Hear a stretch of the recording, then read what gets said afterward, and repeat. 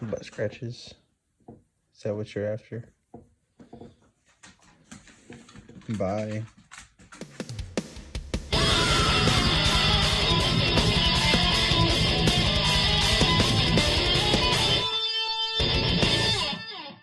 Alright guys, welcome back to Days of Darkness and welcome to my review for the Texas Chainsaw Massacre, The Beginning.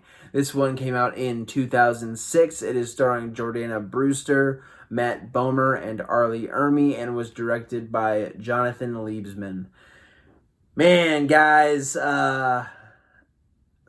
so it had been a good couple of years since I've seen this. Obviously, so much of horror comes out. There's so much horror to enjoy and watch. It had been a long time since I'd seen this movie.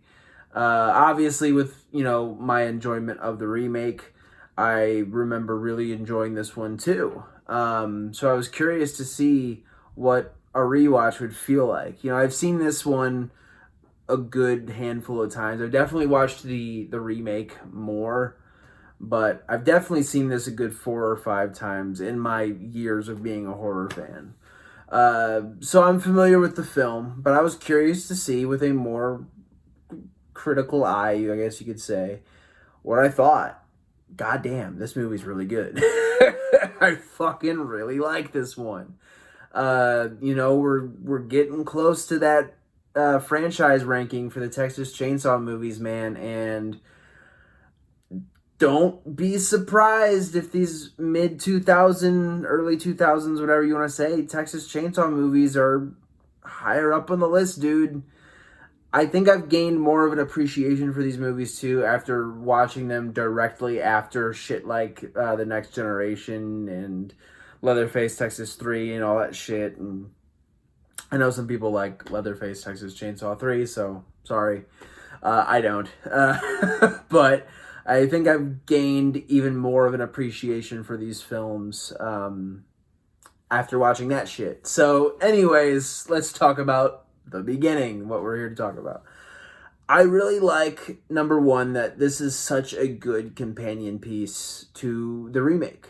I think it, I just said I was going to talk about, but if you're going to talk about this one, you kind of have to, whatever. Anyways, I really like that the continuity is very seamless. Obviously, this is a prequel, The Beginning, and continuity-wise, it matches perfectly with the remake. I just think I really, really applaud them for doing that. We got all the actors back. We got the guy playing Leatherface. We got Arlie Ermey. We got all the Hewitts back. Besides the little kid, but everyone else is there. The little kid and the weird skinny girl who hangs out with the fat girl in the trailer. Beyond those two, everyone's back. And it was cool to see, man. I remember popping this one in right after watching the remake for the first time and being happy about that. And it was cool seeing them back, especially Arlie Ermey, because I fucking adore him. But yeah, man, I just think not only the cast members, though, tonally, this movie feels a lot like the remake. I love the tone of that remake, so of course I'm going to like it here. I just think overall it's very seamless. Obviously not a sequel, but there's no reason why you can't immediately after watching that first one just pop this one right in. It's a good double feature for you if you're bored on a weekend when you're not doing nothing. Watch the Texas Chainsaw remakes. They're fucking really good. But yeah, another thing I really admire this movie for is the fact that we get a lot of questions answered. I know some people say it's a negative and that, they don't want them to waste their time on explaining shit. And I feel the same way in most cases. Don't just give me random exposition dumps and shit like that. But this movie doesn't do that. To me, yeah, we get a lot of time dedicated to answering questions from the original, but it's an origin story. So obviously we're gonna get shit like that. And it's all done in a very entertaining way. There's nothing about this movie that I feel drags. There's nothing really boring about this movie. And to me, prequels can prequels have a very big tendency to just only be, oh, this is how this happened and this is how that happened. Yet, but to me, it feels very seamless in this movie. It all feels like it's part of the overall narrative and the story. I really like the fact that they did that and how they executed that in this movie. I thought it was fucking great. Anyways, let's get into the characters. So much like the original, or well, I I keep getting it mixed up. Much like the remake, which this one is based off of. Um, a lot of good, compelling character work here, man. I was really pleasantly not surprised because I've seen this movie before, but it's always a pleasant feeling to get some really good character work in a slasher movie. I've said it once, I've said it a million times. It's not like we're getting anything groundbreaking, but there is some really compelling stuff with these characters, and there's some stuff to get attached to, with each of them, mostly the two brothers. So this is set during the Vietnam War, and these two brothers have been drafted into to go fight over in Vietnam, and one is actually re-enlisting, and the other one is planning on it's Eric and Dean. There we go. I got some names right for once. Give me a fucking medal. But Eric is all about it. He's ready to go back, and we later find out that he's going back for Dean. You know, it's basically kind of help him out. I'm not sure how that would work. I'm pretty sure they would get stationed in different. I don't know how that shit works. I could be totally fucking off, but whatever. But he's all about it. He's ready to go back and fight the good fight, yada, yada, yada, all that shit. And Dean, on the other hand, is not too keen on it. And we find this out because him and his girlfriend are planning on running off to Mexico. So we got a draft dodger on our hands. And obviously that leads to a lot of conflict between those two characters. Eric and his boo thang, Chrissy, who's our main final girl of the movie. You know, they are very much so in love, saying all this cute shit to one another about, you know, what they're going to name their kids. And it's all very well done. It's typical young love shit. You know, you've seen it before, but I really like that we got some of that stuff. And it feels very genuine. Like these characters, you know, they're both in relationships with these women, and it doesn't feel, you know, superficial. It doesn't feel forced. It feels like these characters really do care for one another, and that makes it all the more heart-wrenching when you know what's about to fucking happen to all four of them. Just makes it really, really, really not fun, but fun because I'm a sick bastard. But yeah, man, good characters here as far as the protagonist side is concerned. Also, the fucking Hewitts, man. We gotta talk about the bad guys, man. Like I said, happy to see all the Hewitts back. Arlie Ermy, as always, is fucking awesome. We'll get to the big guy in a second, but this does open with Leatherface, the birth of Leatherface, and, you know, he becomes a dumpster baby for a little while until the mom comes by and picks him up and takes him to the Hewitt household. So Leatherface is adopted. And he you know, she kind of takes the towel off of him, and she looks at his face and she goes, "Oh, isn't he beautiful?" And you just hear Arlie Ermy go, "That's the ugliest damn thing I've ever seen." It's like, we're fucking there. There we go.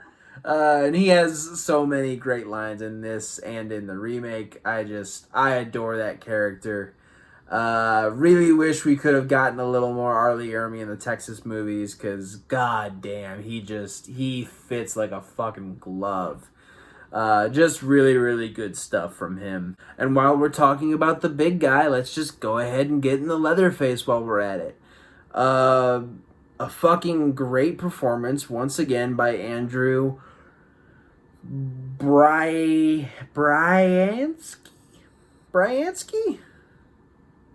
We'll go with that. Sorry for the butchering of the last name. But once again, a great performance from him. You know, I the problems that I had with this timeline's take of Leatherface are still present here. But, you know, like I say, if a remake is just a shot-for-shot, dead remake of the original, I'm not going to like it. So I like that they stick to their guns with this version of Leatherface. And they just roll with it, man. I still, you know, it's not like I hate this version. I just, you know, prefer the original more. That being said, though, I think we get some really cool stuff with him. I really like the fact that, you know, even before he grows an affinity for cutting off people's faces, he does have that skin eating disease in this timeline, so he covers his face. We get that when he's in the butcher shop in the beginning and he's cutting up the meat. This is after he's, you know, born and is blatantly insulted by Sheriff Hoyt. But you know, he's in there chopping that meat, and they find out that the plant's getting closed down, and you know, he's wearing this like leather. He looks fucking scary as hell even with this, but he's wearing that leather like cover up. Like he doesn't want. It's not for medical reasons or anything. He just doesn't want people to see his face. He just hates the way he looks, you know, and I think it's a really, I don't want to say powerful moment. That makes it sound like it's like just a good wholesome moment. It's not. But when he does eventually, you know, discover that he can basically wear another person's face, you know, it almost is like he opens up a little more or something. It's kind of weird. I may be reading a little too much into very little things about the movie, but I do like that added detail of him discovering that about himself, that, oh my God, I can just put on whatever face I want. It's kind of reinvigorates him. Very, very cool things with Leatherface that are done in this movie. And yeah, man, overall, the characters up and down the board, across the board, I think are really well done. Obviously, some are more in depth than others, but overall, I think there's no bad performance in this movie. There's some fucking incredible dark humor, and overall, man, I just think this movie's a fucking thrill ride. You know, we're not gonna go through the story beat for beat. If you want to watch the movie, I highly encourage you to go watch this fucking movie. It is incredible. Like I said, you know, I really, really admire these movies for going out of their way to do something different with an established property, and not just, you know, retreading what we've already seen. I think it's how remakes should be done. Unfortunately, not all of them are done like that, but I really, really liked it. I really, really enjoyed this movie, and the film itself has some incredible moments. Like I say, that argument in the car between the brothers when Eric finally finds out that Dean is wanting to dodge the draft and he wants nothing to do with it. You know, we get that he's obviously extremely pissed off, and Dean's like, well, you know, I hear you in your sleep, and I hear what that war did to you and how it fucked you up, and I can't believe you would want that for me. And he's like, I'm going back for you because I want to help you, and just some incredible stuff. Eventually, they do get captured by the Hewitts, and we get that just brutal stuff in the barn, man. When he raps, Eric lies and says that he's Dean because Sheriff Hoyt found the burned up draft card, and you know, he lies, so he wraps Eric's face or his entire head in saran wrap, and it's just so fucked up because you can tell, like, Hoyt knows that this fucking kid is like, they're lying, they're clearly lying, but he doesn't care. He's just gonna play along with it and fuck with him. So he's, you know, suffocating Eric until Dean finally says, like, yeah, you know what, it was me. So in order to free Eric, he just takes his hunting knife and just stabs through his, you know, he doesn't kill him or anything, but you can see he clearly cut open his tongue because he stabs through the mouth where he's trying to breathe, and you just get a nice little pool of blood pouring out from the plastic, and I'm like, oh God, fuck. It's just so, it's not nearly as bad as what ends up happening to Eric, but Some crazy shit going on there. And yeah, then we get the push-ups, man. We get those fucking push-ups. You know, give me 20 and I'll let you walk free. And, you know, he pops the first couple, you know, or Dean, I mean, is popping those first couple push-ups, no problem. Hoyt just starts beating the fuck out of this kid. Every time he comes up, wham! Comes up again, wham! And he's counting and he's fucking with him still. He goes, oh, that was half of one. That don't count. It's like, fuck, man. Finally gets to 20 and then just totally lays into him. Looks back at Eric, who's still trapped in the fucking... He's still, like, all locked up. He says, my money says he ain't going nowhere. And just leaves him to walk away, even though he's not going to be doing any walking anytime soon. He got the shit kicked out of him. And yeah, man, crazy stuff there. Speaking of Hoyt, I really enjoyed... I shouldn't say I enjoy, but the two real standout scenes with him, I just talked about the one in the barn, but the two other ones are definitely where the cop is trying to arrest Leatherface and is just saying some very insensitive things. I won't repeat for the sake of political correctness, but, you know, the R word is brought up quite a bit. And obviously, you know, Hoyt doesn't like people talking about his nephew like that. Good guy, Uncle Hoyt. So, you know, the original sheriff gets out to basically go confront Leatherface, and before he's actually... Well, I guess he is technically Leatherface at this point, because he's literally wearing leather across his face. But he goes up to him, and he's trying to get him to, you know, put down the weapon, this big-ass chainsaw. And Hoyt just comes out with a shotgun and just blows his ass away. Just completely fucking obliterates this guy's face. Takes the badge, cleans it up. New sheriff. Just like that. Easy as pie. Really great stuff there. And definitely a big thing was the dinner scene. I think the dinner scene, not with, you know, the victims later on, but the dinner scene where he basically establishes, like, hey, we're cannibals now, so eat up. He's kind of the guy who calls his shot.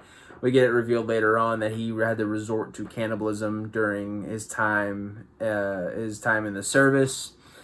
And yeah, man, it's just kind of a habit he didn't really let go of, and he just likes eating people. And, you know, people are leaving the town and the town's resources are drying up very quickly, so he's like, this family is not gonna starve, we're just gonna kill people and eat them. And that's what they do for a number of years, until I imagine they eventually get caught. We'll get into that though. But yeah, man, just some really great stuff with Sheriff Hoyt. And like I said, man, overall this movie's just a fucking blast. The ending as well is, once again, fucking blow away, man. I love, you know, Chrissy's the only one left. She's escaped. We think it's all good. Everyone else is dead. And she's driving along. She sees the cops. But, you know, obviously, this is a prequel. And how is she just gonna survive and go about her merry way and not tell anybody about the events that happened to her? So, of course, get the chainsaw right through the fucking gut. Leatherface is in the back seat. Just completely obliterates her. She dies. Lets go of the wheel. The cops get obliterated by the car. And Leatherface just walks off. That's the end of the movie. And we get our good... I guess it's a closing dialogue in this one, but we get our good traditional voiceover that we get for a lot of the Texas movies. And yeah, man, just a phenomenal fucking film. I love the fact that they went for that ending. You know, it seems pretty obvious, but you know, you get that backlash of, oh, there wasn't a happy ending, and it's like, are you new here? Like, come on, man. Which really no Texas Chainsaw Massacre movie has a happy ending, because that that girl or guy or whoever survives is gonna be fucked up for the rest of their life. So happy ending, but this one's just straight up like, nah, she's dead. Like they're all fucking dead. It takes balls to do an ending like that, and I'm glad this movie went about that, because it would not have made any fucking sense if they didn't do that. And yeah, man, I wish we had more from this timeline. Honestly, I do. It sucks that this is the end for this timeline of the Texas movies, but this is where it ends.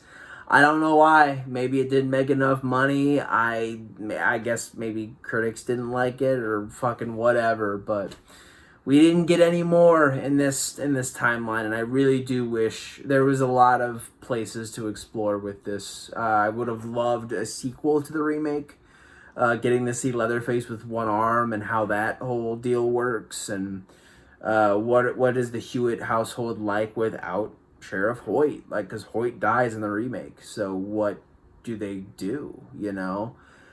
He's kind of the head of that household, so I think at least one sequel would have been very, very cool to see. You know, especially after that ending with, you know, this is the only known footage of, you know, Thomas Hewitt, and I definitely think there was some good potential there. Unfortunately, you know, it's gonna have to be a hypothetical forevermore, unless they just randomly decide to do it, which would be crazy considering they have the Netflix timeline now. So I don't know, but point is, you know, I really enjoyed these two movies. And yeah, man, when that ranking list comes out, dude, don't be surprised if these two movies are up there, because these are fucking really good movies, man. I really like the remakes. I know I'm fucking talking too much.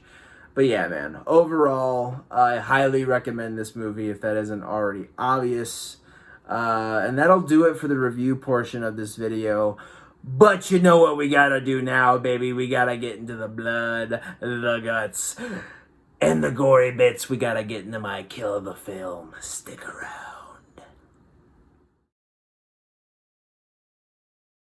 As I've already stated, the beginning does a really good job of being a companion piece to our original remake. However, there is one thing that this movie stands out on in comparison to the remake, and that's the fucking brutality, dude. Holy shit. I'm not gonna act like the original, I'm not gonna act like the remake isn't brutal, because it definitely is. But as far as on-screen graphic gore and violence, holy fuck, man. This movie aims for the fucking jugular, man. Literally in one case. It's fucking crazy. We get a lot of the red stuff in this, and I am all about it. Kicking it off, by the way, with a fucking gross death. It's not a kill necessarily, because, you know, it's just she dies from childbirth. But yeah, man, this poor girl who's working in this meat factory just kind of stumbles over and passes out, and, you know, her water breaks, and obviously the boss comes down to check on her, and all of a sudden she wakes up and just starts screaming bloody murder, and she's bleeding out of her fucking vagina, and all of a sudden, like, steam is coming out between her legs, which I thought was kind of fucking weird. Like, what the fuck? I don't think that's supposed to happen, even with, you know, a death during childbirth, but, you know, whatever. Artistic liberty, we'll call it. But yeah, man, and that little ugly little Leatherface baby pops out, and there's our bundle of murderous terror. But yeah, gross stuff there. Then later on, when, you know, the boss is talking shit to him, they've closed down Leatherface's passion in life, which is, you know, the meat packing industry. Sucks, man. If that place was a little more popular, Leatherface could have been a hard-working union man his entire life, but it just wasn't in the cards, so I guess he has to kill people now. But yeah, man, he starts with his boss, former boss. He annihilates this poor fucker. Completely, like, you know, he smacks him once in the face, just completely, this guy's trying to dial 911, and he's just, Leatherface is taking out his legs with this meat cleaver, and is just totally, not meat cleaver, the hammer, the meat beater, you know what I mean, fucking hammer, big ass fucking hammer, just knocking his fucking legs apart, disgusting. Then just one good lick right to the fucking temple. He's donezo. Crazy stuff. Gets a hold of the chainsaw. Like I said before, we get Hoyt blowing the original sheriff away, just completely taking his face off, and then that sheriff ends up being their first human dinner. So, I guess he contributed in that way. Good job, buddy. But yeah, man. The protagonists' deaths in this movie are also extremely memorable. Chrissy's death, obviously, like I said before, you think she's out. She's just on the cusp of freedom. Big-ass chainsaw blade right through the gut, right through the back seat. Oh, my God. Heart-wrenching, but a great kill. I didn't talk about the bikers at all. They're... As I am gassy once again. But the bikers in this movie, man, assholes. Total fucking assholes. And I know some nice bikers, man, so gotta do better on that biker representation, man. Come on. Anyways, but we get some mean ass bikers in here, and the female one gets blown away. A literal hole blown through her by Sheriff Hoyt.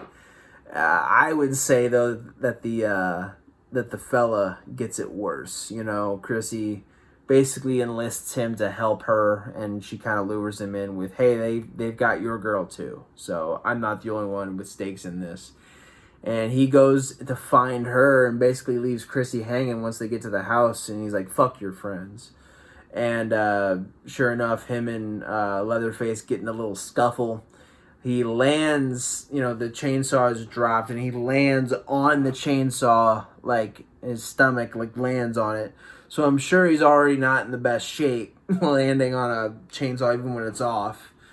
But, Sheriff Hoyt kind of gets the idea in his head, and he starts holding him down. He's like, come on, start it up. Fucking, come on.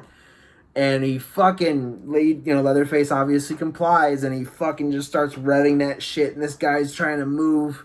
Then all of a sudden you start hearing starts fucking going, and this dude just rips through this poor fucker, man. Completely rips through him. We get a very unique thing. He actually goes like diagonal, like this, because of the way the guy landed on it. I shouldn't say stomach, more the chest, but you know what I mean. I'm getting way too detailed with this, but he lands on it. Leatherface just saws right up through him. Crazy shit. You even get the shot with the blade actually passing through the torso, which was a nice little added gore there, and it's just fucking hard.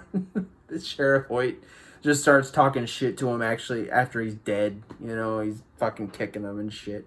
You stupid fucker coming into my house, all that shit. Crazy fucking death. Dean getting it through the back.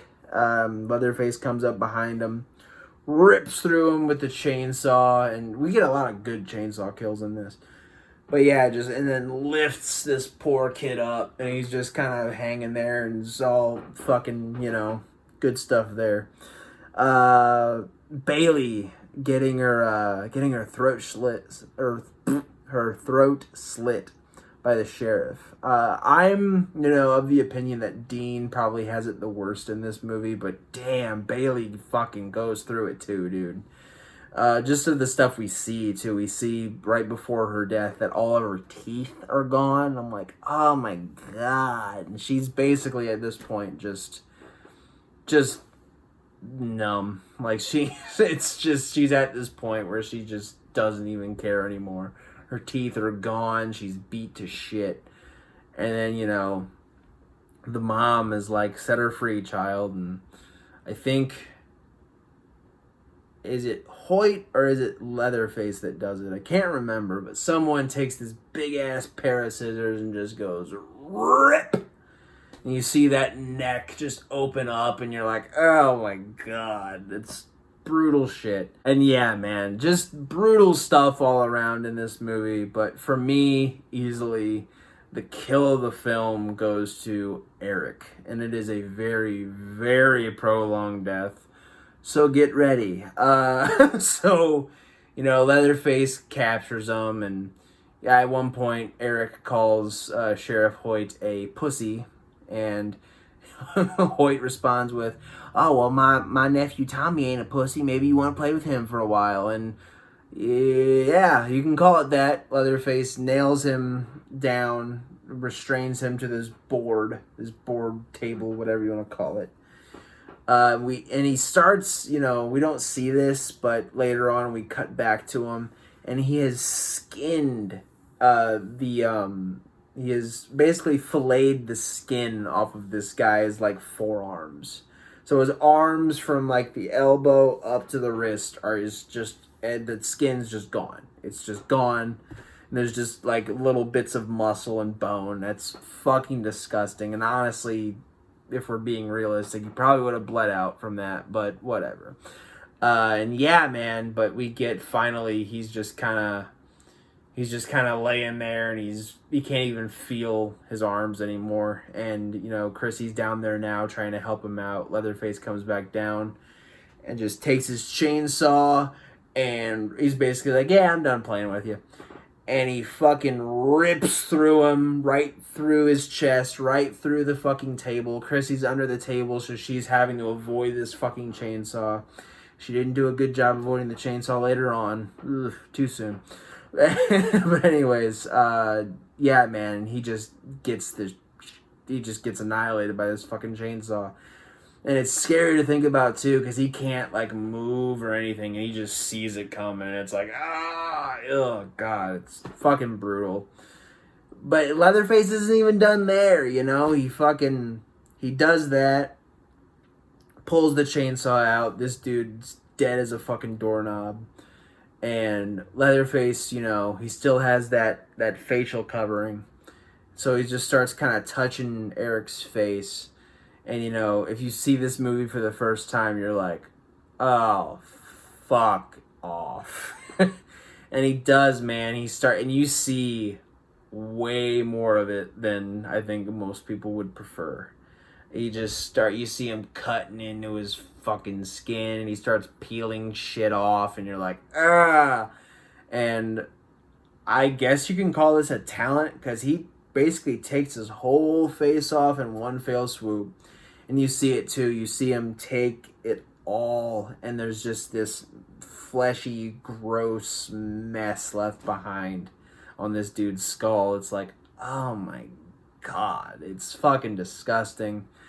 And yeah, man, that's how Leatherface gets his first mask, and that is my very prolonged kill of the film. But yeah, man, overall, this movie is absolutely fucking incredible as a horror film, and it is absolutely fucking bloody.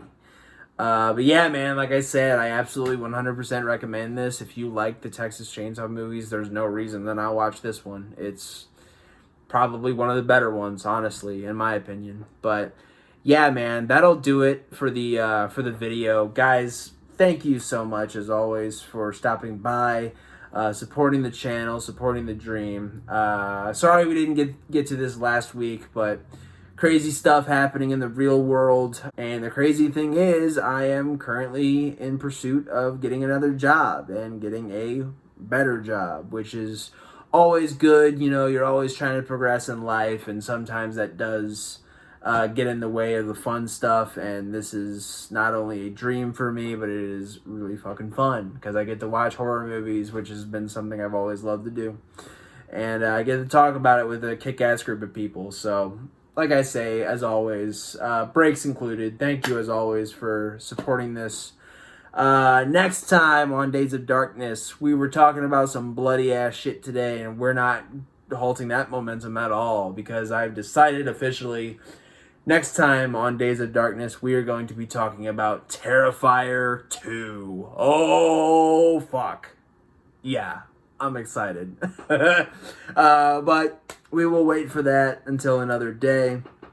Thank you guys as always. take care of yourselves, take care of each other, and keep watching horror. I'm going to get that outro down eventually sometime, I promise. Take care, guys.